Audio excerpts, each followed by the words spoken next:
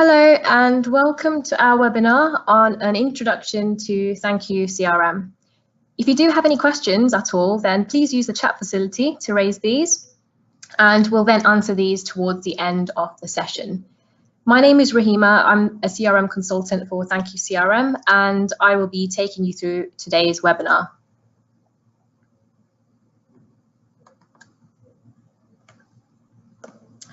So we have an agenda for today's session. We are going to first start with a quick overview on Access as a company, and then move on to the NFP sector and NFP suite.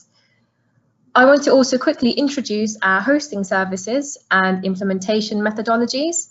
We'll then dive straight into product and then end with a few minutes on questions and answers.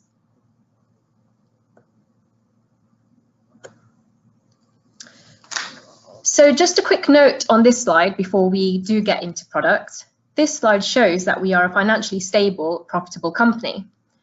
As a key NFP market player, we develop our own software within Loughborough in the UK. So we understand UK legislation and regulations, such as GDPR, HMRC, and gift aid. One of the key metrics on the screen is that we are going through acquisition and organic growth. Another metric to note is that we have put around 12% R&D back into the product each year, which is above industry average.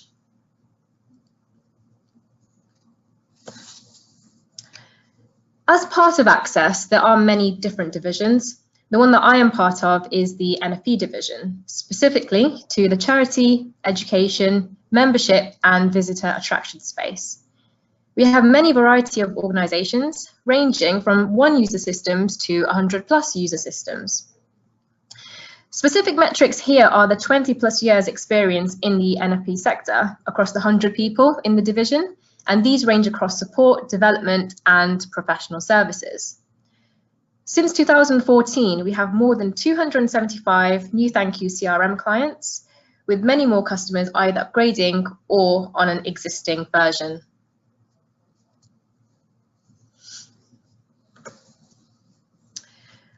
What we can see now is our NFP suite across Access Workspace. This includes multiple products from the Access group that interact via our data hub. What this means is that we can offer organization-wide solutions. However, the one that we are focusing on today is Access thankQ CRM.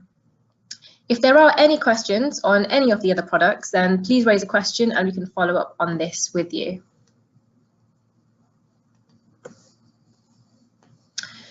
What this slide illustrates is that without a connected solution and interactions with products, processes, and staff members can be very busy.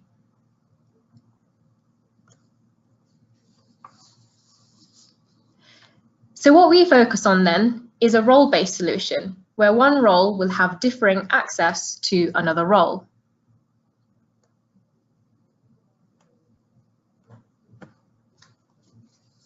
So I thought I would include some of the reasons why people choose thankQ. So ease of use, having that integration with Office and having that ability to log things back into thankQ CRM. Having a single customer view is also key, especially if we cross different departments. All users that use the system want to be able to see their interactions that we have had with a contact and even be able to see their activities, even if they are in a different division or a different business unit. GDPR compliance, this module was released last year and we are going to be taking a look at that today. The user interface as well then, particularly when we're searching and reporting, the ability to then allow any user to interrogate the system and pull data out is key in thankQ CRM.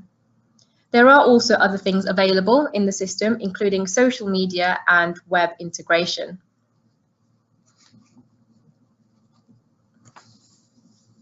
Okay, so Access hosting services.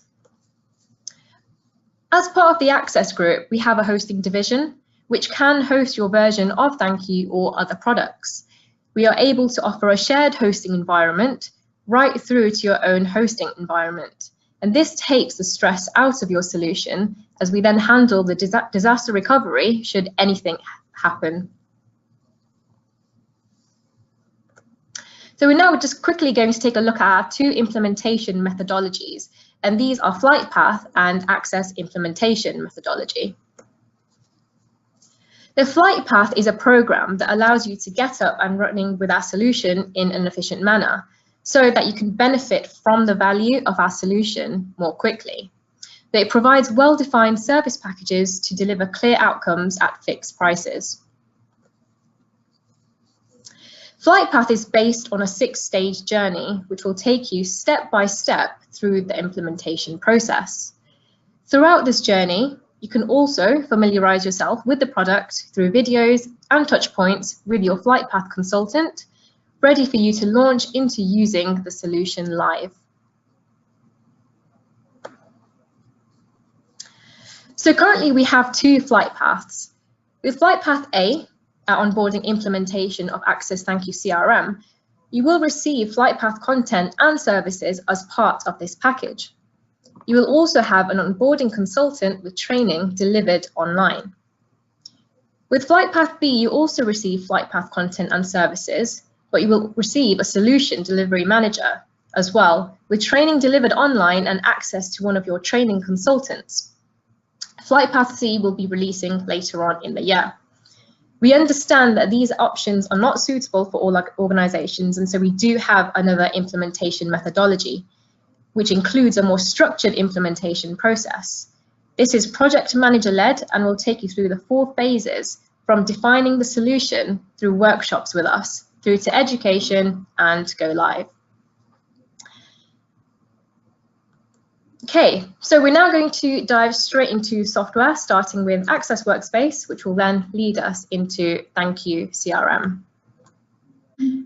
So what we're going to do now is we're going to dive straight into software, starting with Access Workspace, which will then lead us into thankQ CRM. Okay, so what I've got in front of me now is Access Workspace, and this platform will then lead us into thankQ CRM. So I've got my own user account that I'm going to log into, and this can link to your domain, so you don't have to put your username and password in. It will automatically log you onto your PC. You can also have 2-factor authentication. So I'm going to log in now, and the thing about Workspace is that there's a variety of features that not only allows you to look at just thankQ, but will provide a broader organizational view. Now that I've logged in, I've come to a blank screen, but I have many other pre-built tabs containing dashboards and various different apps. We have a 9-box grid where we can find various different solutions, and we can also from here go straight into thankQ CRM. For people that don't regularly use thankQ CRM, or those that don't want a full view of thankQ CRM, there are apps available where we can look at thankQ data. So for instance, if I go into my thankQ pre-built tab while this is loading, I'll be able to see the Find Contacts app and Find Members app. So if I was to type in friends into Find Contacts, this will bring up the friends characters as their email addresses contain the name friends. I can also search for Sally Cambridge, and we're going to be looking at her quite a lot today. And we can find her donation history in the same way we would find membership history in the membership app. So I can fire up Outlook by clicking on her email address or dive straight into thankQ from here as well. So Access Workspace doesn't just offer a CRM, but will also allow us to submit expenses, and these will then trigger off the approval steps. So we can have a look at our expenses as well, and I can also book holidays or record absences. So we have various different apps to manage our calendars and to also book our holidays as well through Workspace.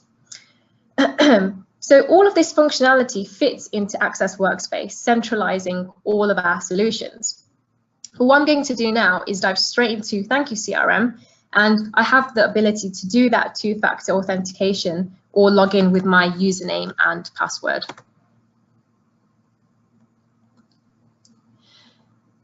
So usually the first time you log into thankQ, it does take a little while to fire up, but then once you get going, the second time round, it is much quicker.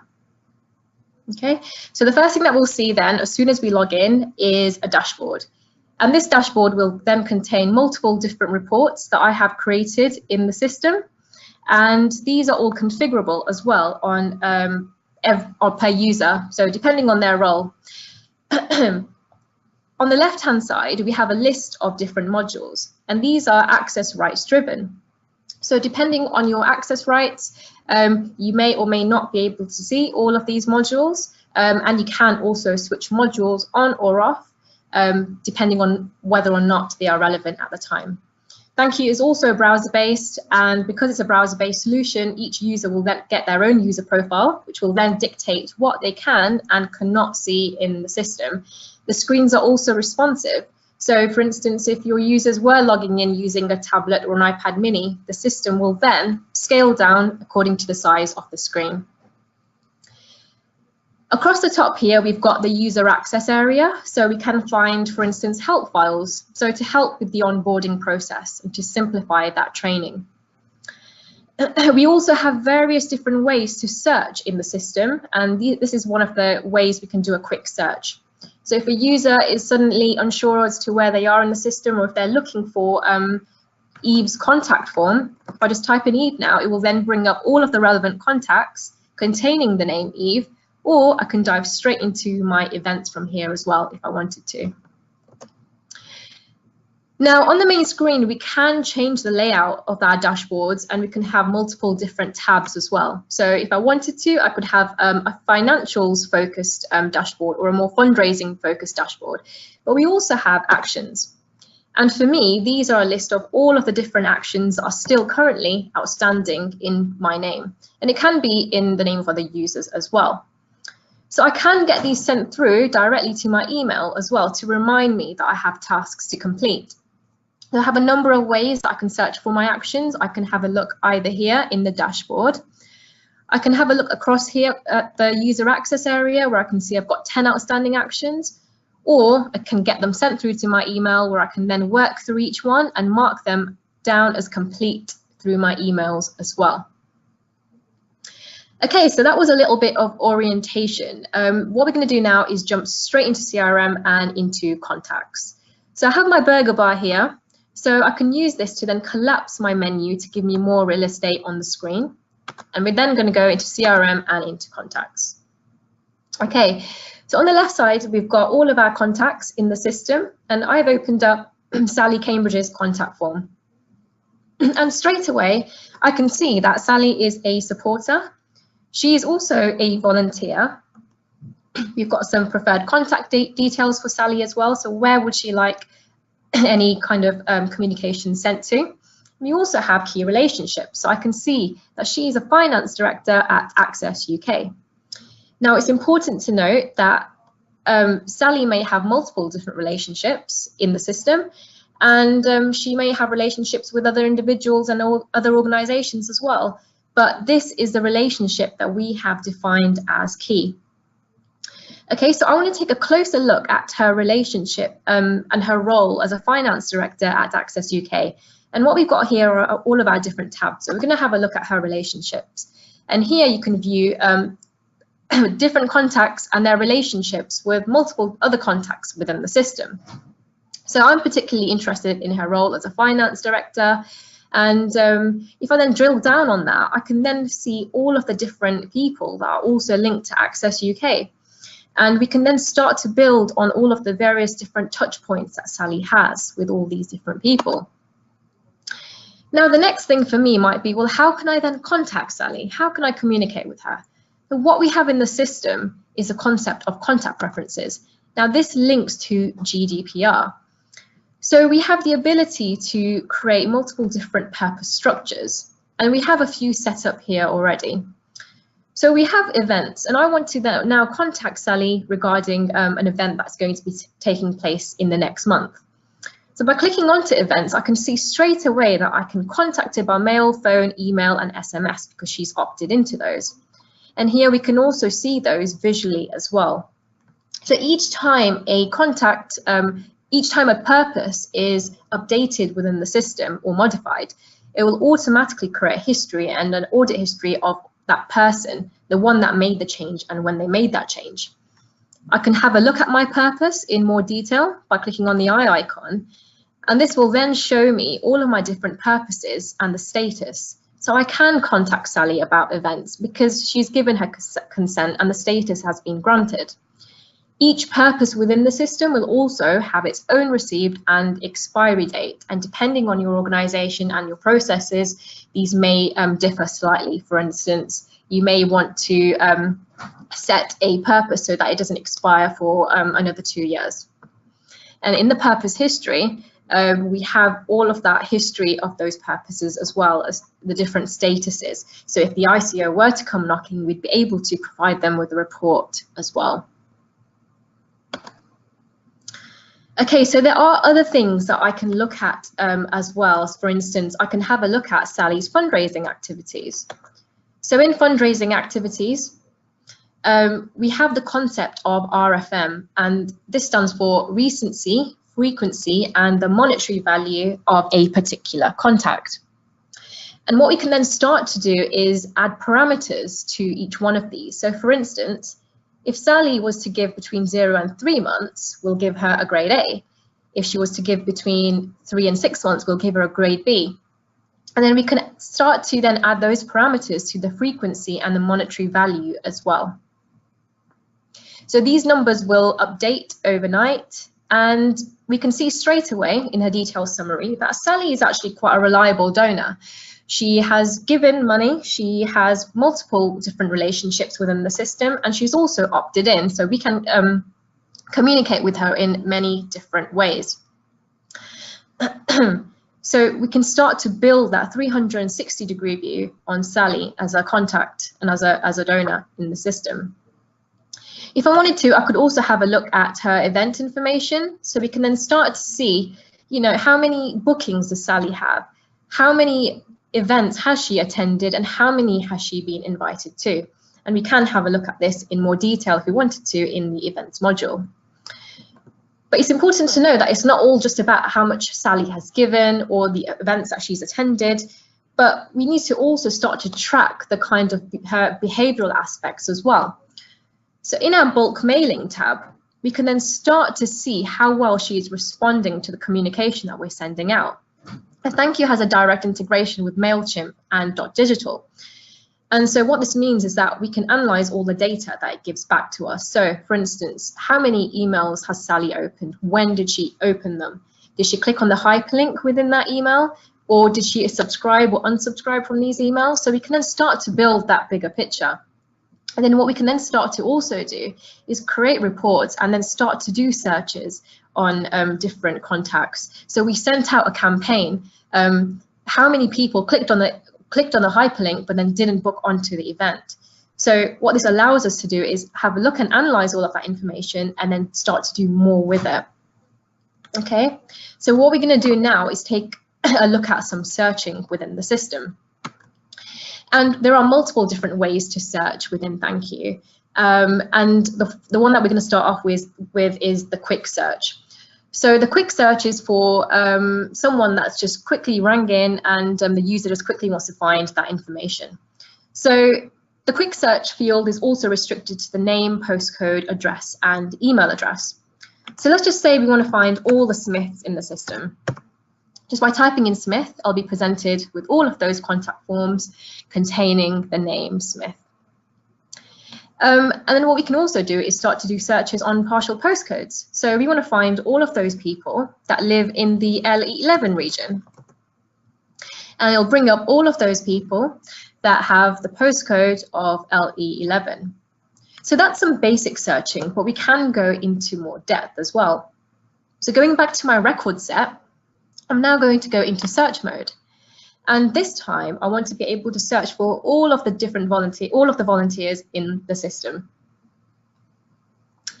So before I go ahead and do this, I'm just going to select my refresh count automatically and tick that box, because what that will then allow me to do is start to see my search being built up here on the left-hand side, and it will also tell me how many volunteers I have in the system.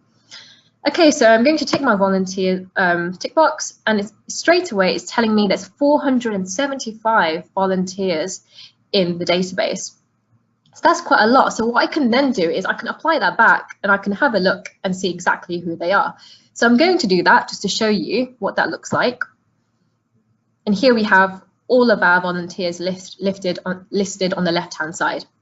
But we can view our volunteer information in different ways as well. So if we wanted to have a look at it in Excel, so if people like using Excel, we can have a look at our volunteers in a table view. But we can also have a look visually as well on a map. So we can have a look and see where all of our volunteers can be found within the country.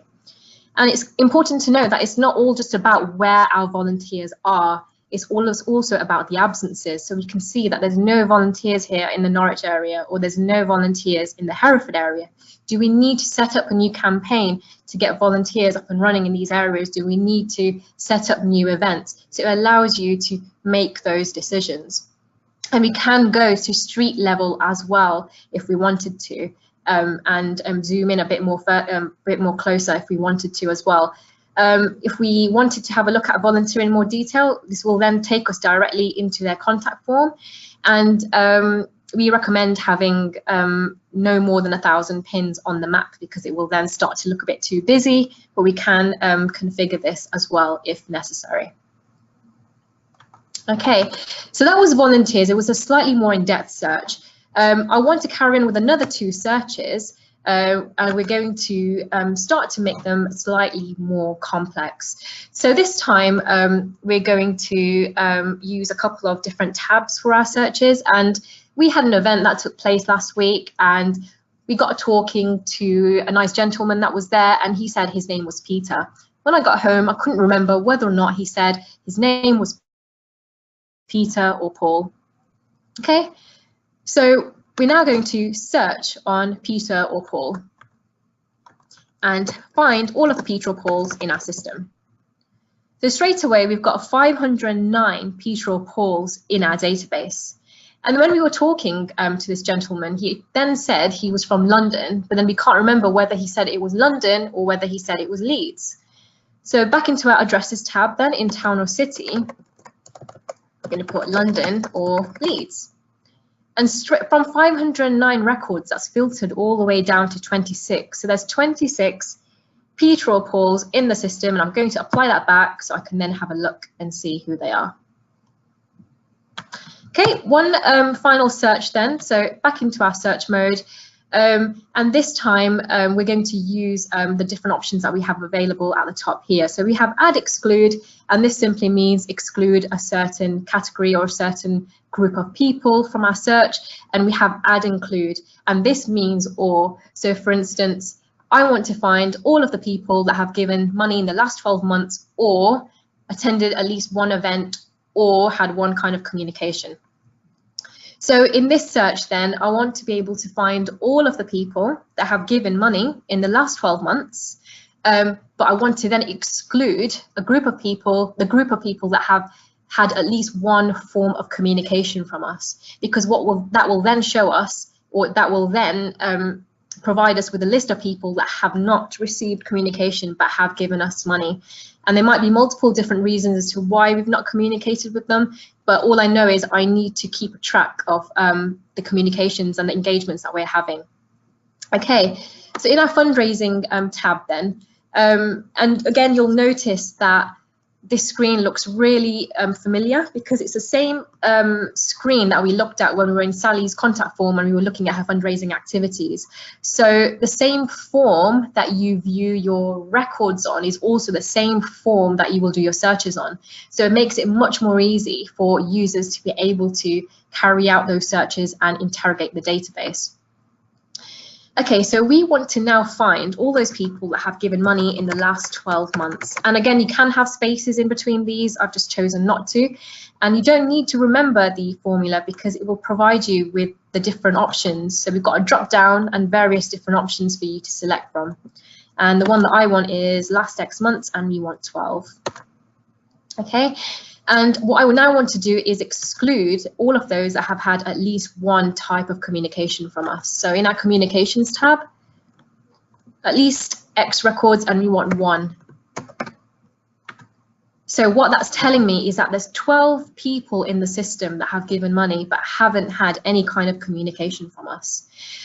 So if I apply that back, it will then show me those 12 people, and I can then, the next stage for me might then be to communicate with them. Well, let me select all of them and write to them, or let me send them an email.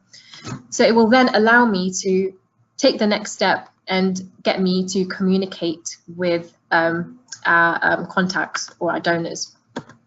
Okay, so that was searching, and then that leads me nicely into communication. So back into my record set, I'm back into Sally's contact form, and I now want to be able to communicate with Sally. I want to send her some sort of communication. How can I do that? Well, there's a few ways that we can communicate with our contacts in the system. So on the contact form, we have an email address and we have a mobile number. So on her mobile number, if I just click on that, that will then open up the SMS form. So we can use the iText portal or Twilio to send out our text messages, and we had an event that was going to be taking place tonight, but we are running a bit late because there's a lot of traffic on the motorway. So I just want to inform Sally about that so she doesn't turn up earlier than she needs to.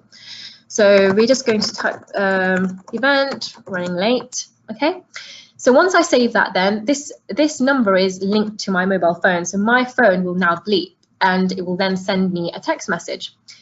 And that communication that we just sent out will then be captured in the communications tab in Sally's contact form. So you can see here the SMS has been sent out and our event is running late. So that all of our communications with Sally will be captured here. We can also send emails to our contacts as well. So we have integration with Outlook and Microsoft Word as well. So I'm now going to send an email, and in the same way as I did with SMS, I'm also going to send Sally an email. I'm just going to click on her email address, and that will then fire up Outlook. So we have our Outlook open now, and I'm just going to put the same message as I did with my SMS, event running late. Hi, Sally. Okay. And I can send that as a standard email if I wanted to, or what I can do if I want that email to then be captured and logged back into the system, by you clicking on this thank you add-in here, it will then allow me to send and log that. So I do want this communication to be captured, so I have a record of what has been sent. So I'm going to now send and log that. And then if you've not used this for a while, it will then ask you to type in your username and password in the system, and it will then capture that information, and just like we saw with SMS, it will then log that in the communications tab. Okay, so those are two ways that we can communicate with our contacts. There is also another way, and this includes sending out letters in the system. So I'm going to now send a letter, but this time I don't want to send Sally a letter. I want to send a group of people a letter, and I want to send a letter to all those people that have an interest in art. And this is because we're going to be running a number of different projects in the next few weeks around art. Okay, so back to the record set and back into search mode, because I'm now going to find all of those people with an interest in art. And using our profile tab, I'm now going to type in art, and we have 6 people that have an interest in art. Okay, so I now want to communicate with all of these people, and I now want to send them all a letter. Now, each time you try and communicate with your contacts, you will be asked for the purpose. So what is the reason? Why are we contacting these people? So we can then select a range. We can select from the range of options. We've got fundraising. If it's about events, we can select events. But in this case, I'm just going to use legitimate interests and go with admin. So straight away, it's telling me that none of these people have been marked as do not contact. None of them has been marked as none of them have been marked as do not mail. So I am allowed to continue with writing my letter, and I can then send out that communication. So we then have various different templates that we can select from when it comes to sending out our letters. We can go with the standard letter if you wanted to, if you wanted everyone to receive the same information, or we can go with letter with rules. And I'm going to go with letter with rules because I want different people, depending on where they live, I want them to receive content on projects happening in those areas. Okay, so it'll create the document and download it for me, and I can then have a look and see what that looks like. Okay, so we'll have 6 letters here. If we now just get that open, there we go. So we can see straight away here that this letter to Sally then, she's been informed, she's received a letter on projects that are happening in the East Midlands. And this is because she lives in the East Midlands. She has an East Midlands postcode, whereas Daniel has received a letter containing information on projects happening in the West Midlands. And again, that's because he lives there. And if we keep going down, we've also got more different letters as well. We've got one for the Southwest because Mrs. Zaman lives in the Southwest. So we've got rules attached to this letter template that only send out letters containing information on projects happening in the areas in which those contacts live. So you can have your own letter templates which can be set up in the system as well. Okay. So that was our communications. The final area that we're now going to take a look at is reporting. And reporting can be done in many different ways within thankQ. You can either take your entire record set and go straight into reporting, or you can create and apply a search and then drag maybe just half of those or just a few of those into your report. But in this case, what I'm going to do, I'm going to take my entire record set and I'm going to report on all of them. Okay, and we're going to go from the contact form as well into reports. Okay, so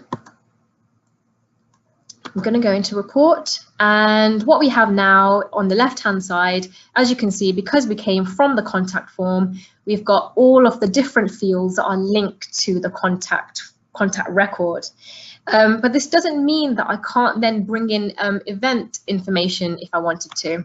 So we can open up any available form. So if I did want to provide some event information in the report that I'm going to build, I can do that. So you can see you're not just restricted to the contact entity. But for now, we're just going to stick with contact form, and we're just going to create a really basic tabular report as our first one. Okay, so what we have then is we're going to create a really basic report. We're going to get all of our serial numbers, and you can see here straight away that it gives you a warning, and it says that if you want to be able to see all of your report being built, then you need to have this option ticked. So we've got our tick box open over here. And we're going to continue creating our report. So we've got our serial number then. We want the full name. We also want to know if they're a volunteer or not.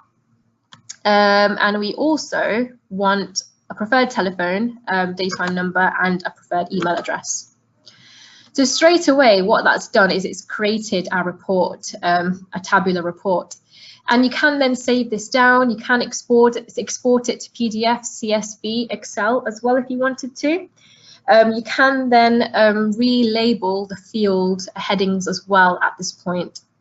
And you can also drill down and start to add parameters and filters. So for instance, all of these records are a mix of individuals, organizations, and households. If you wanted to then filter them and find only individuals from all of these records, you can do that as well.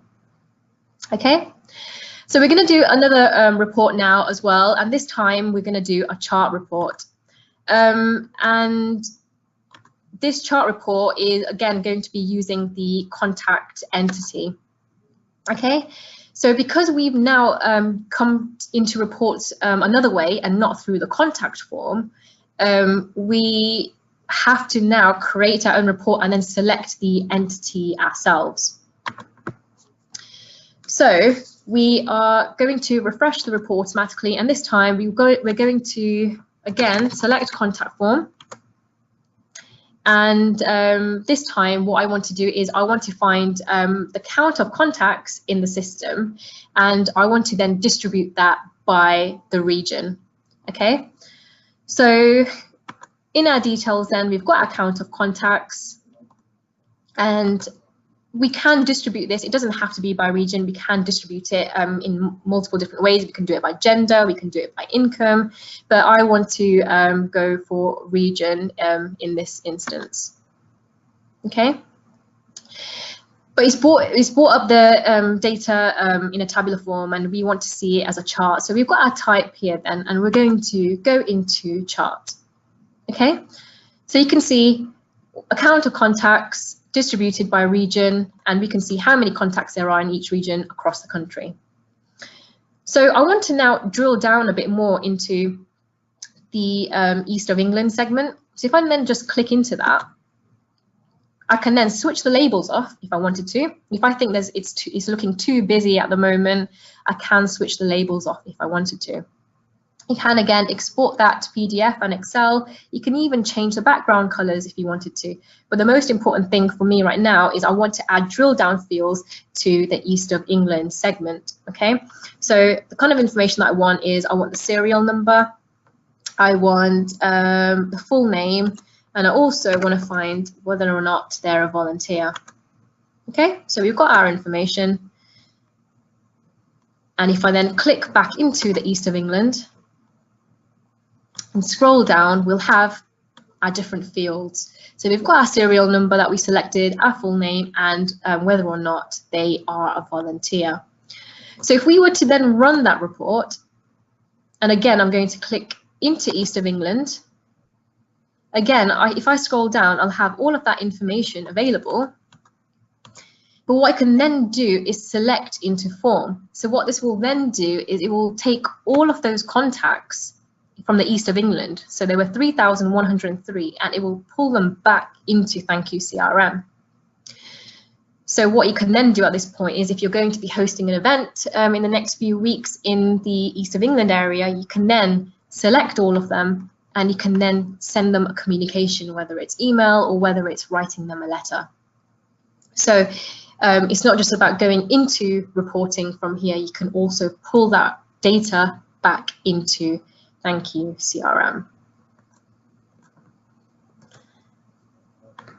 Okay, so that was a quick overview of thankQ CRM. So hopefully that gives you, a bit of an insight into the different areas and things that you can do in the system, particularly when it comes to searching and reporting and how easy it is to use. We want it to be easy so that any person can interrogate the database, and that any user can then create a report in the system. It's not just one person or a database team that is then relied upon to then create that report or that particular search. There are modules that we haven't visited today, but if there are any particular areas of interest, then we can refer you to someone that can provide you with more information. But hopefully that gives you a high-level insight into thankQ CRM. So we will, for the next few minutes, just open up the questions. So feel free to ask questions, and I will type as these come in. Following on from the webinar as well, you will receive a phone call from a member of the team to get your thoughts and provide you with more information on thankQ or any other areas. So thank you for joining and watching. I'm going to mute myself now, so please feel free to ask any questions.